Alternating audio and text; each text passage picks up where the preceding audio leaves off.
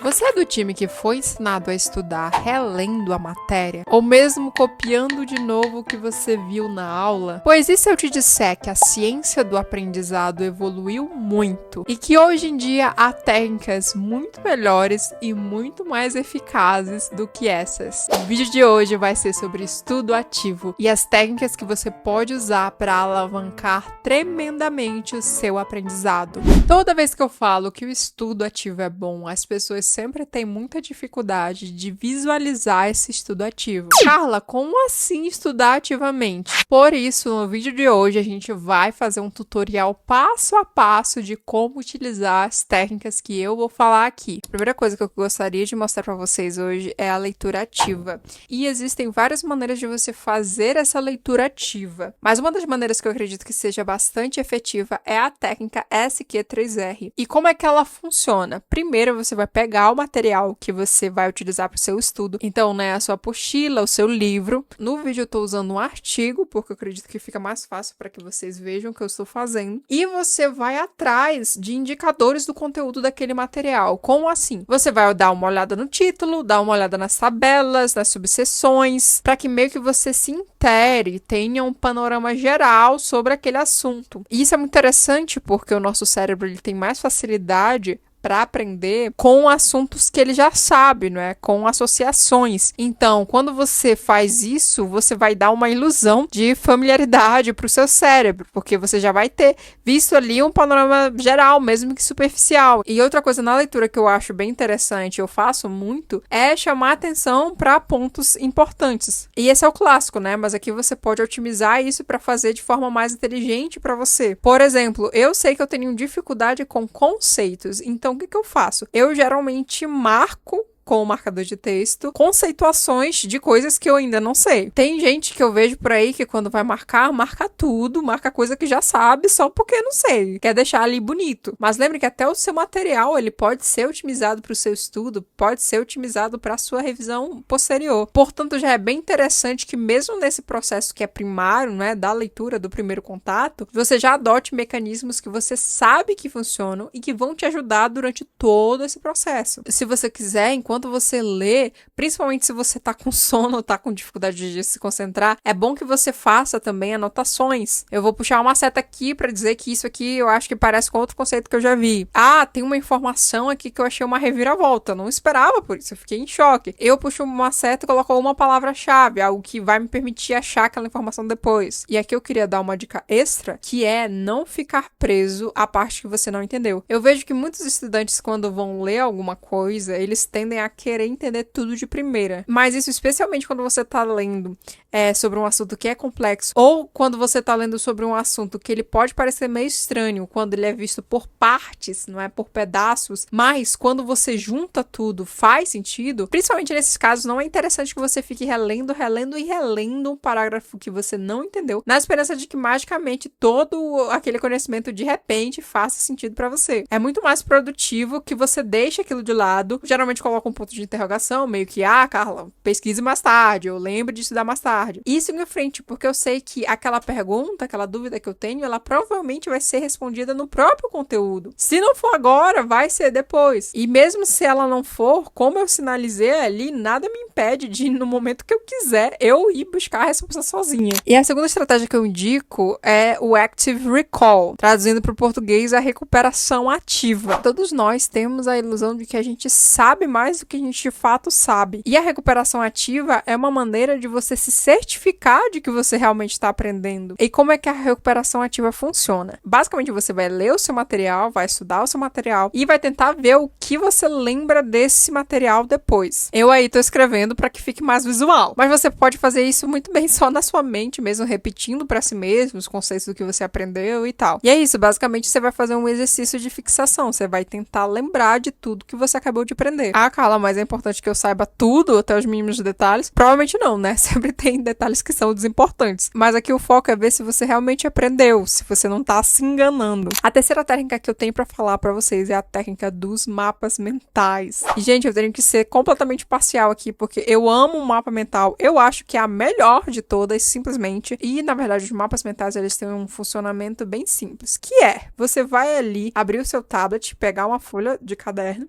e vai começar pelo centro, escrevendo o nome do seu assunto, o conteúdo que você quer aprender. Depois que você escreveu o nome dele, você vai puxar uma ramificação. É um mapa, né? Então ele vai estar cheio ali de ramificações. E a partir daí você vai desenvolvendo as suas ideias. O mapa mental, ele pode ter quantas ramificações você achar que ele deve ter. Ele pode fazer conexões entre si. É uma técnica que obedece os conceitos de aquisição do conhecimento, de memorização, porque ela te ajuda a ver aquele conteúdo de forma associada, hierarquizada, que é como o nosso cérebro gosta de aprender. E ela também tem um forte apelo, na minha opinião, engajante e emocional, porque mapas são legais de fazer, mesmo que você faça simples. Eu geralmente faço os meus bem simples, sem qualquer apetrecho. Se você usar uma cozinha, um balãozinho, qualquer coisa, é divertido, sabe? Não é aquela coisa chata de ficar copiando, te dá liberdade. Eu penso em fazer um vídeo todo sobre os mapas mentais, porque eu até quero terminar de ler o livro que eu comecei e não terminei, do criador dos mapas mentais, em que ele fala detalhadamente de como a gente pode utilizar e otimizar os mapas mentais para atingir melhor o potencial deles. Se você quer que eu faça esse vídeo, já comenta aqui embaixo o seu interesse, porque se eu ver que tem demanda, eu já vou tratar de terminar esse livro e vou fazer o vídeo aqui para vocês. E se você tá gostando desse vídeo, eu fortemente te recomendo assinar o nosso clube de membros. É um valor irrisório, R$5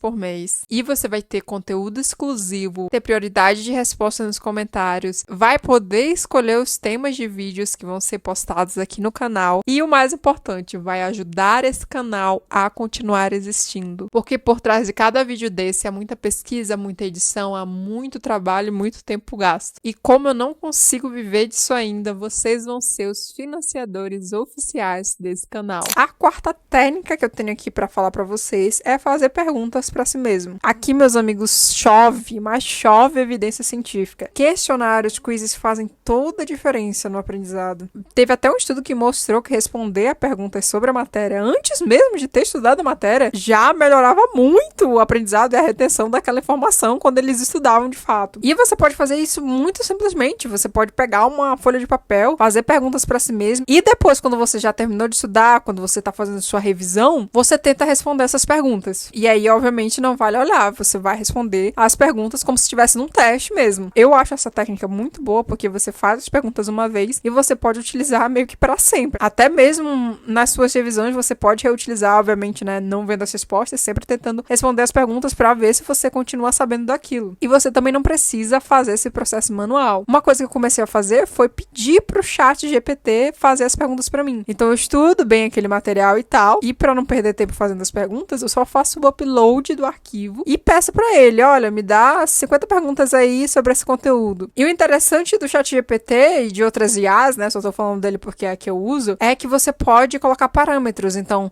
faça 20 perguntas aí, alternando entre médias, fáceis e difíceis.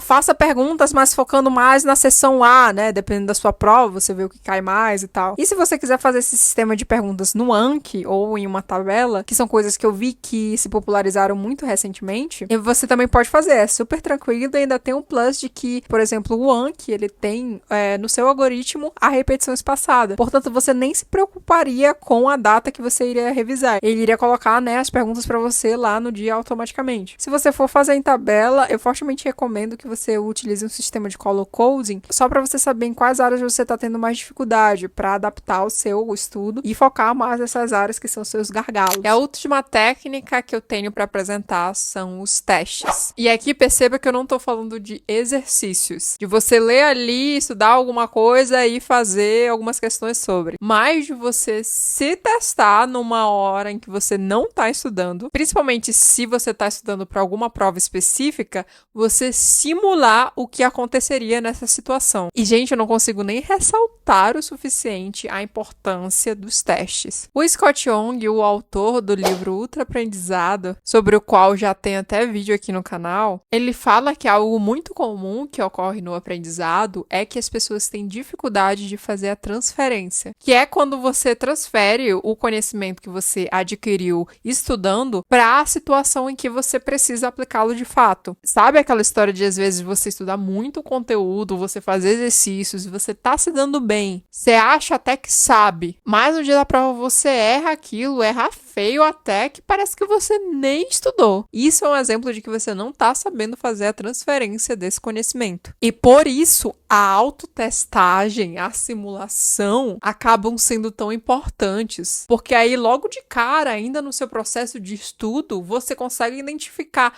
quais são os conhecimentos que você tá tendo dificuldade de aplicar. E aí você pode focar neles e melhorá-los, e esperamos até o dia da prova. E aqui eu aconselho que você separe um dia e um horário específicos para você fazer esse teste. Você não precisa nem sair de casa, ir para uma biblioteca ou um lugar assim. Mas como o objetivo é justamente ver se você consegue fazer a transferência, não é tão bom que você encare a autotestagem como um exercício, simplesmente. Se você está estudando para alguma prova que exige vários conhecimentos em assuntos diferentes, você pode, por exemplo, separar um dia e um horário para esse teste, e esse teste vai abranger todos esses assuntos diferentes. Vão ser 10 questões de cada assunto, porque no dia da sua prova vai ser assim. Você vai ter, que ver durante 4 horas, 5 horas, tudo de uma vez. E se você chegou até aqui, eu aposto que você está muito interessado em saber como lembrar do que você estuda. Por isso, eu fortemente recomendo você assistir esse vídeo aqui, que vai te ensinar várias estratégias que você pode utilizar para reter esse assunto ou essa matéria a longo prazo. E por hoje é só, já dá o like nesse vídeo, se inscreve no canal e ativa as notificações para não perder nenhum conteúdo. Sejam produtivas, mas sejam conscientes. Beijo, tchau, tchau.